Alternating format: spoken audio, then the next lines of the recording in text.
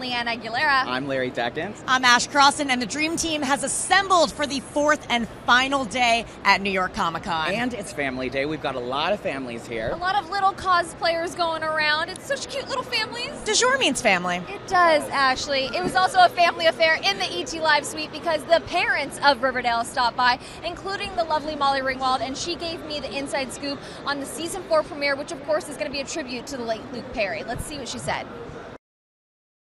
Happy Comic-Con to you guys right now. Season 4 is premiering this week. I'm so excited for us to all have Riverdale back into our lives. This first episode, it's a little bit of a bittersweet episode because, of course, we are paying tribute to the late Luke Perry, and this episode is all about Fred Andrews. What do you want the fans to know before they watch this episode? Get ready to cry. Yeah, get the tissues out. Yeah. And it's a really beautiful episode that really, sends off our Fred Andrews and our Luke Perry as a hero, and it really pays him really beautiful tribute. Luke in real life is so much like Fred Andrews that it's crazy how much that episode parallels everything for us. Yeah, it was hard for everybody, and not just the cast, the crew that knew him so well. The great thing about Luke was he didn't differentiate between people. There were people that came out of the woodworks that had unique stories about him that he shared with them, and so it was hard on every single person that knew him that was on that set. The FP and Alice fans, the Phallus fans out there, are one of the most passionate fandoms I have ever encountered, and they've actually made a really great point. We've never seen your characters kiss on screen. Well, okay, fine. I'm like, please do that. Right? Is that something that we could finally see in season 4? Well, I mean, we filmed it. Will it make it? Yeah, who knows? You never know. But what would you like to see from their dynamics moving together? Fans love their connection so much, and it's been so fun to see them kind of have that slow burn. I think what's great is you're starting to see from the stuff we've been doing why they have heat for each other. Mm-hmm. You know, what is it mentally that they connect with, and that's been really fun to get into. I mean, the connection was always there and sparkling, but now you get to see a little bit of the why. And as if he's going through some adversity, you see how Alice supports him or what she encourages him to do. So it's kind of fun to see. So you think it's a healthy relationship? Absolutely. Absolutely. By Riverdale standards. Yeah. Yes. What is it about Elton John that has you so inspired? I think he's always been committed to being himself and loving himself and just doing what he wanted to do, and being able to do, seeing somebody being that free really inspired me to do it myself. This is Jack Skellington from The Nightmare Before Christmas.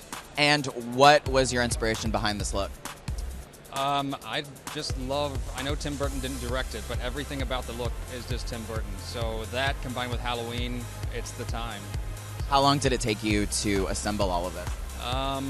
I've worked on the costume for about 2 weeks, but I'm not a sewer. So, but in the mornings I get up 4 hours early, I put on my wig cap, and then I go to town. You guys all are in a theme because we're always looking for Carmen Sandiego and we're always looking for Waldo. Yes. So did you plan that? Kind of, yeah. Which is funny because we spent the entire Comic-Con looking for our friends. And we still can't find them. On the way here, you feel like, okay, well, this is kind of silly, when you're in a different scenario, and then you get 3-4 blocks away and you see the crowds and you see the people, and you're like, you know what? I'm just going to be one of many people that are enjoying themselves and having a silly time. I sat down with the fearless ladies from Shira and the Princesses of Power to get the inside scoop on season 4. Plus, I found out their favorite thing about their characters. Together, we can all bring this war to an end. Never a dull moment with you. I'm so pumped because I'm joined right now by the cast of Shira and the Princess of Power. Yay. Hi, ladies. Hi. What does it mean for you guys to be part of a series where you really are role models for young girls out there? I didn't realize that I wanted something where every character was drawn so differently until I saw it. And I was like, oh my gosh, wow. Every body is different, every body type is represented, and it's also not commented on. It's just that these are Yeah. These are these fantastic, fierce female characters who are in their bodies, and this is who they are, and that's just it. And I think that is something that is so important and hasn't, in my opinion, existed in this kind of like very mainstream way. You know what I mean? Like, I think that this is, obviously Netflix is like a huge venue that reaches a lot of little girls and little boys and little people, and I think it's great. I think it's an amazing thing. To tease for the fans out there for season 4, what is one word you would use to describe the new season? I would say broken relationships. Ooh. I would say cryptic. Ooh. I would say compelling. Oh, very nice. I would say growth. I would say ladies. I would also say pork. We've got more from New York Comic Con coming up. But first, here's a look at all the big headlines from the 4th and final day. My mother always tells me to smile and put on a happy face. Joker wins the weekend. Despite controversy over its depiction of violence, moviegoers came out in droves to see the Batman villain spin-off. It set an all-time October weekend box office record, bringing in $93.5 million. A new trailer for the 4th season premiere of Riverdale gives us a glimpse at how the show will say goodbye to star Luke Perry. It hurts me that I never got to say goodbye. Fred Andrews will always be a part of Riverdale. Perry died in March after suffering a stroke. The 4th season premiere will be a tribute episode that will also include his former 90210 co-star, Shannon Doherty. Hi, guys! Hi! And a visit from the cast of Birds of Prey. Margot Robbie and her co-stars show up to New York Comic Con for a surprise signing. Just a few days after the first trailer for the Harley Quinn film was revealed to fans. The film lands in theaters February 7th. Sorry, can we redo that? Yeah, we can edit. This is not live. Yeah, I'm counting on it. What's up, ET? It's me, Lauren Ash from Shira and the Princesses of Power and Superstore, and I'm here at New York Comic Con, and I'm going to talk to some fans and tell them about some controversial rumors I've heard about some upcoming movies and television shows, so you're not going to want to miss it. All right, here we are, New York Comic Con. We've got a couple we've got one Jedi and maybe someone from the dark side here. Sith. A Sith, obviously. Duh. Now, I don't know if you guys heard this or not, but there is a new reveal that has come out that Kylo Ren is actually not going to be in the next Star Wars movie. When I kill you, I will have killed the last Jedi. They've removed him digitally. How do you feel about that? I'm more of a prequel guy, so I'm not sure. All right, bold choice. How about you? I'm definitely with him on that. Well, how do you feel about the update that all the droids are not going to appear in the next movies either? That they've just done away with the droids? What? Well, obviously, those are not true rumors. Obviously, Kylo Ren and all the droids that we've already known and loved are going to be in these movies. Thank goodness, right? See? I had him for a second. I had him for a quick second. We've got a Harry Potter. Yes, Hermione. Oculus Reparo. Hermione, excuse me very much. And we've got a Dark Ray. Oh, a Dark Ray. Thank you very much. Well, you know, I've actually heard rumor that Kylo Ren's character is actually being killed off between the movies. And we're going to come in and he's just going to be gone. What do you feel about that? I'd be heartbroken. He's right. Kylo Ren is your favorite. He is my favorite. So you're into the bad boys? A little bit, you know. I think he's going to become Ben Solo by the end. Wow, you heard it here first. Controversial take, hot take. What about you though? There's apparently a Harry Potter prequel coming out. Well, it's not very good, is it? Have you heard about this? No, I haven't. Yeah, it's actually going to follow them from their parents. Yeah, it's going to follow their parents from the time they were children. They're very boring. They actually have no magic. They don't learn any sort of wizardry or anything like that. Is that something you'd watch? I don't know. I like the books as is. This young lady does not want to watch a prequel Harry Potter movie that has no action, magic, or wizards. Weird, but I respect her choice. Ladies, I know this may shock you, but I was actually lying. Kylo Ren, as far as I know, is still alive in the next Star Wars movies. But you weren't rattled by my fake news about Kylo Ren. Not at all. I've read all the fan theories. We keep up with that. I should have known coming to New York Comic Con with this level of fandom that it's probably hard to pull the wool over any of these eyes, but you can't blame a gal for trying, right? In the name of comedy? Come on. Goodness. We have a Shira. I am Shira. And we have a Catra.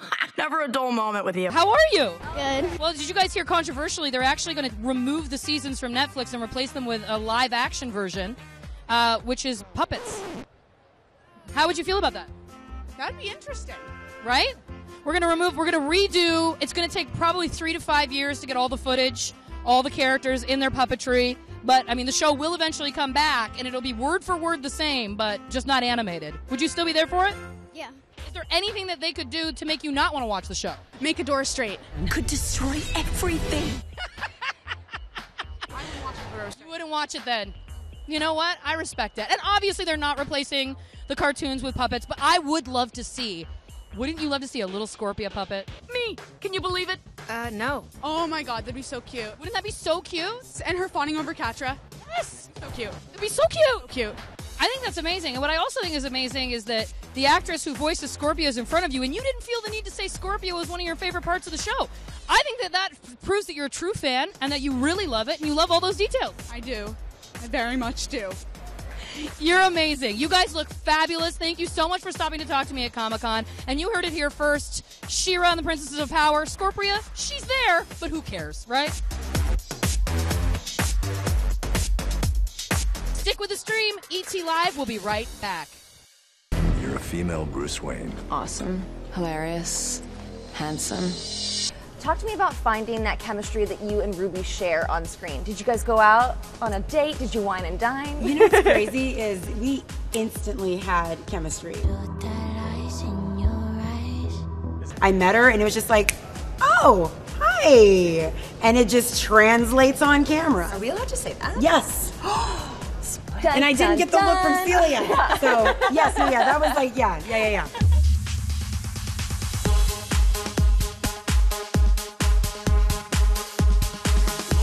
One of my favorite things that happened at New York Comic Con was the accidental Josie and the Pussycats reunion because they're like all here. So of course I sat down with like the majority of this totally jerkin' cast.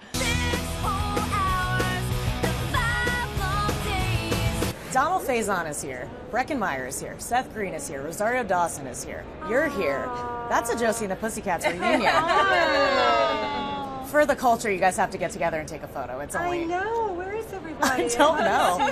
I mean, Can we get them all, down please? I mean, we've got 3/4 of du jour running around. Maybe we'll perform. We still know those moves. Yeah. Do you? No. I think I do. Nobody rocks the world like du jour. Yeah, we'd pull something if we tried that right now.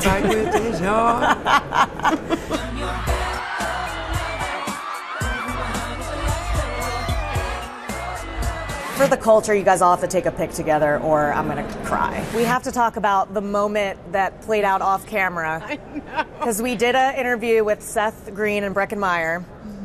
And then we got a Josie and the Pussycats reunion. I know. I immediately saw them and screamed out, "Du jour means family," which it very much does. Which I've been saying all day. I quote that movie all the time, so it's always so funny because it usually goes over people's head all the time. And you just said that Donald and Parker are here, who I haven't seen in forever. But her bit in there with like, "You're so pretty and popular." I say that to people all the time, and then they just think I'm weird, and I'm like, no, it is weird, but also it's a reference, and why don't you know it? All I ever wanted was to be popular. Tell me, is that so bad? This weekend has been like a major Josie and the Pussycats weekend for me, like best comic book movie of all time if you're going to be at Comic-Con. And I've talked to like Rosario Dawson, Donald Faison, Breckenmeyer, Seth Green, and then I go down the escalator and I'm like, Missy Pyle's here too. This is amazing. I mean, right? And Parker Posey. Parker Posey was here too? She's here too. Oh my God. It's like the gang's all here. Yeah. Have you seen anybody? I see Rachel Lee Cook a lot. Love her. She's very adorable. She remains to be almost too cute, like almost too good looking. Yeah. As she gets older, but I'm marginally okay with it. Has that movie impacted you the same way? Like, it's like my favorite movie ever. People, at the time, it didn't do that well, I think.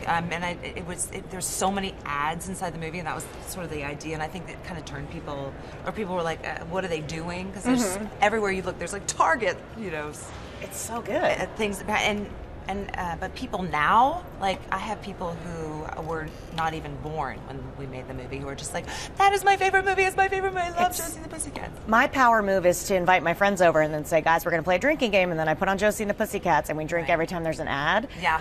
It's really rude because everyone dies by the end of it. You have to bring an Uber, take an Uber. Yeah. There's a lot of I've killed all my friends. Can you send it back to to all the guys back in the studio.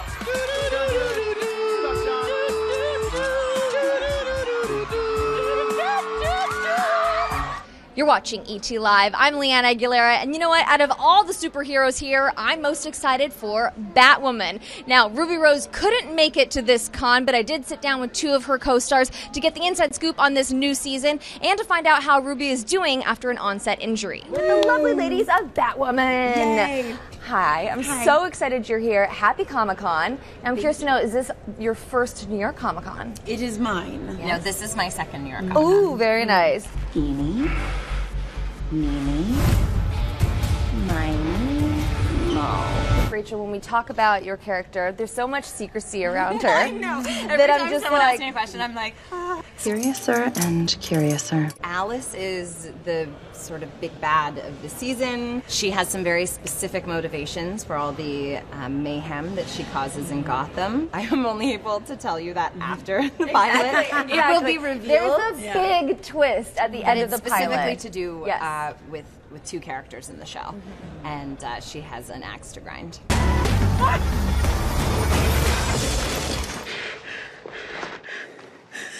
Talk to me about finding that chemistry that you and Ruby share on screen. Did you guys go out on a date? Did you wine and dine? You know what's crazy is we instantly had chemistry. And it's weird because, I mean, I didn't know what to expect. I was like, all right, gosh, I hope she likes me. Here we go. We're going to do this. And, like, I met her, and it was just like, oh, hi. And it just translates on camera. Where is your pain? Where? It changes all the time, but like right now it's down the right side of my neck, and it's this right shoulder blade, and around that ribcage area, down the arms. Well, our hearts went out to Ruby because she recently revealed that she had to undergo surgery due to a stunt injury on set. How's she doing, and what was it like having to go through that alongside her? I joke that Ruby was she was obviously a superhero on our show, but now she's the bionic woman. But she's doing great, and filming is going really well, and yeah. What is the one thing that you think that future Batwoman fans should know before they tune into this series? They should know that she was lesbian in the comics. Yeah. Because a lot of people are getting that mixed up, and they're like, oh, so that's a good twist that they're putting on. Actually, it's not a twist. That's been her jam from the very beginning. They think I'm him. I'm not about to let a man take credit for a woman's work. It's morphin' time! Tyrannosaurus!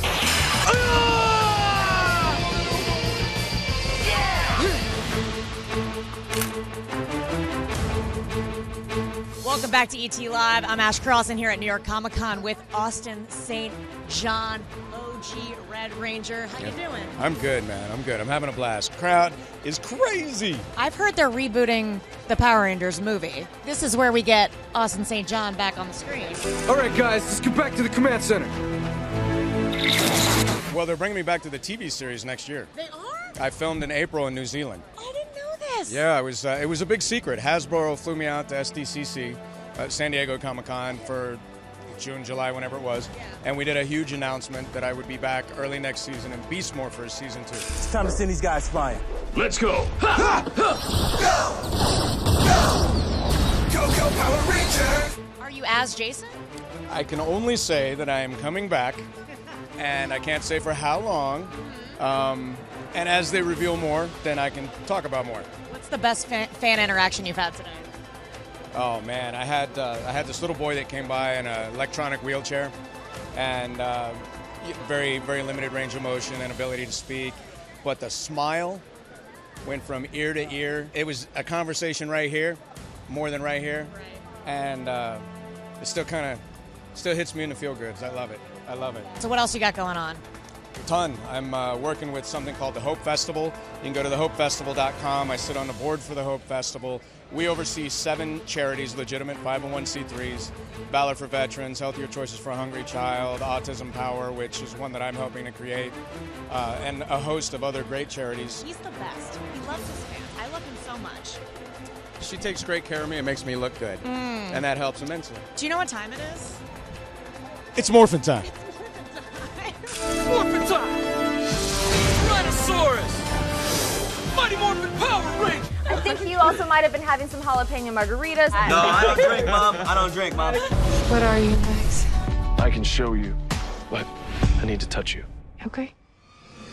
We're the cast of Roswell, New Mexico, and you're watching ET Live.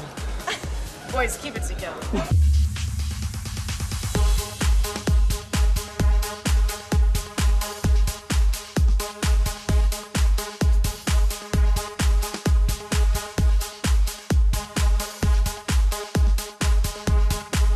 The cosplay here at New York Comic Con is out of this world. I've seen so many amazing characters. It's been amazing. Yeah, you've been on the floor in the thick of it, but in the ET Live suite, Ash and I have been doing a little recon. We have. We've been asking all the celebs if they could go on the floor cosplayed as any character, which one would they choose? And we got some interesting and pretty hilarious answers. Okay, if you could go on the con floor right now, cosplayed as any character. Any character? Who would it be? I'd probably go down in a Pickle Rick outfit just so I could be incognito. Oh my God, you're my favorite. Josh, who would you dress as? Definitely Judith Grimes. Ooh, that's a good one. I would be Eugenius. If I had a mask and I could go and do cosplay, it'd probably be John Tesh. Yeah. Yeah, I mean, to that end, I would probably be Yanni. Yeah, sure. You know, if we're just going to do like new age piano playing musicians. Yeah.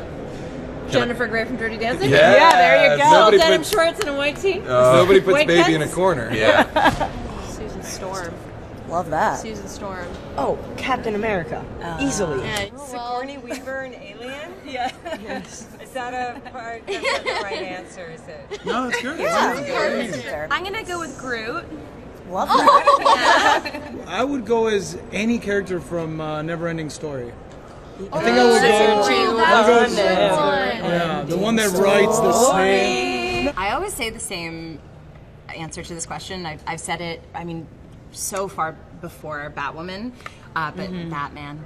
Yeah, I was literally just about to and say people that. would always be like, but you're a girl. And I'm like, who cares? And who cares? Yeah. Batman? Yeah. Batman I or feel like you've Catwoman? manifested this whole Yeah. Batwoman. And here we are. I kind of want to be Carmen Sandiego. Ooh, that would be great. It's really good. I really want to bring her back. Yeah. I'm like, who wears pajamas? Yeah. That's what I do. My first time in San Diego Comic-Con, I came out of the hotel, and a guy in a Batmobile got out with a full Batman suit and ran down the street. So ever since then, I kind of want to be Batman. I could see that, yes. Lizzie McGuire, but like the Lizzie Vision version, like the little like blonde cartoon. With the pink crop top and that's everything. cute. Oh, that's Yeah. really cute. The Power of Three is at New York Comic Con. I sat down with 4 of the most bewitching stars to get the inside scoop on how spellbinding Season 2 is going to be. What kind of demon is that? Let go of my sister! Haven't you heard there's a war going on? We're coming for you. You guys left us off on a massive cliffhanger in Season 1. The Elders are no longer gone, or no longer here, and it seems like the Power of Three are going to be taking over the Elder Mantle. Is that correct? Yeah. Yes, we're now in a position of power, and we're all dealing with it in a very, very different way. You know, in episode 1, about 7 minutes in, there's a twist that happens that changes really the whole everything. Deal. Okay. So the world turns upside down. So in the 7 first minutes episode. into the second season, So I've been told ish 7 goes minutes. down. Something goes down that changes. What do you think that Charmed fans need to know before they tune into this Season 2? What was it? It's like nothing seen before. This is the toughest cosplay contest I've ever judged. I'm here at the Championships of Cosplay, where I went backstage to talk to a couple of the contestants about their process and what it takes to win. I am Giselle tonight. This is Garuda from Final Fantasy. Well, we're competing in the New York Comic Con cosplay competition. So she has this wedding dress in the movie, right? Lo and behold, I'm getting married, y'all, and we're in love with those characters ever since the movie came out. Anytime I see a character with wings, I want to put it into a cosplay. She's a really powerful, amazing character, and I just think she's super cool. She's going to put a little spell on the audience tonight. And hopefully the judges. Yes. 20,000 beads and sequins and 250 jewels, over 300 yards of fabric. About 200 hours between patterning and construction. Animatronics, I have foam armor, LED lights, prosthetics. Thousands upon thousands of rhinestones. gold paint, beading, hours upon hours upon hours of crafting, lining the cape, trimming the cape, trimming everything, and I look glorious. We want to kind of, I don't want to say like escape from life, but just to kind of be in another character that we connected with, whether it's from childhood or now. There's memories behind those characters. Speaking out of character, it's a wonderful experience to see so many people, so many talented people. It's really awesome. I've met so many amazingly creative people. It's just really a welcoming, supportive environment, and I love being with these people. Now, New York Comic Con is totally out of this world, and so is the cast of Roswell, New Mexico. I sat down for a fun and silly interview with the stars, and there was one actor I was very surprised to see, given that season 1 cliffhanger.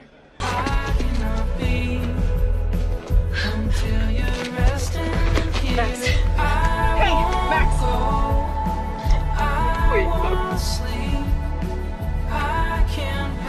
Okay, I am so excited for season 2.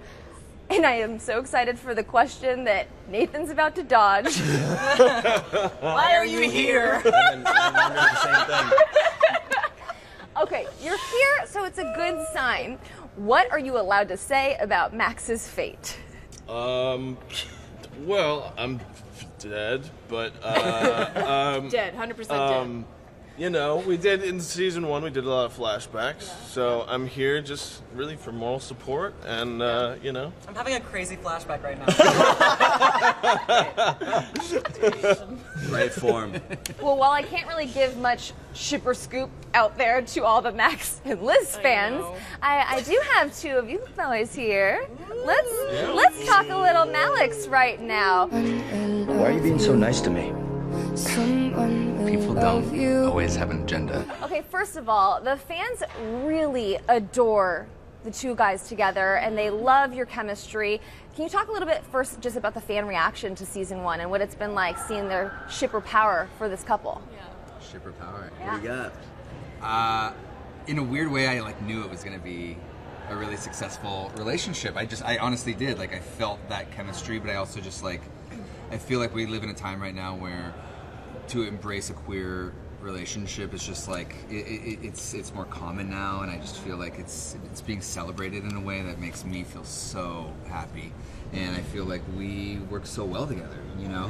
Yeah. So it's nice to feel like the audience, you know, is with us on that journey. Yeah. It's really cool. That's a wrap for us here on the 4th and final day of New York Comic Con. Guys, I'm so sad it's over, but we've had so many amazing exclusives in our ET Online suite. Definitely, and of course, if you missed any of them, go to etonline.com. You can watch them all there over and over. And of course, stick with the stream because we're going to be airing all the highlights from New York Comic Con. You don't want to miss it. Bye, guys. Bye.